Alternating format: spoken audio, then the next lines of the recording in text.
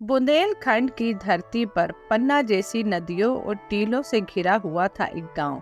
उसका नाम था चंपापुर। यहीं रहते थे शीतल और आकाश। बचपन से ही दोनों साथ खेलते कूदते बड़े हुए। शीतल चंचल तितली सी पेड़ों पर चढ़ती उड़ती फिरती।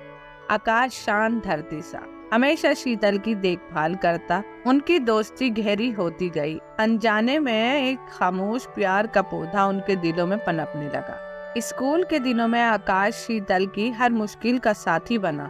शीतल की कविताओं में आकाश ही तो छुपा रहता। परीक्षाओं में नंबर कम आने पर आकाश का डांटना और शीतल का मासूम मुंह बनाना एक प्यारी सी रस्म बन गई थी। एक दिन गांव में मेला लगा। आकाश ने शीतल को घंटों इंतजार कराया, पर वो आया ही नहीं। देर रात रोती हुई शीतल घर वापस लौटी। शीतल बहुत उदास थी।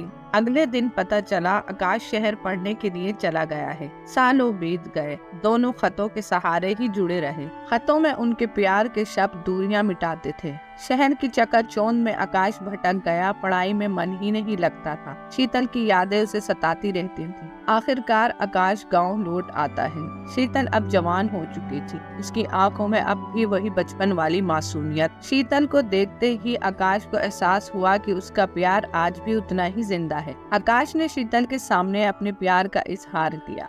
शीतल खुशी से झूम उठी, मानो उसे खोया हुआ खजाना मिल गया हो। पर शीतल के माता पिता आकाश को पढ़ा लिखा नहीं मानते थे, क्योंकि आकाश अपनी इंजीनियरिंग की पढ़ाई बीच में ही छोड़ आया। उन्होंने शीतल का रिश्ता एक अमीर लड़के से तय कर दिया। एक रात शीतल ने आकाश को बुलाया। दोनों तालाब के किनारे बैठे बचपन की तरह बातें करने लगे।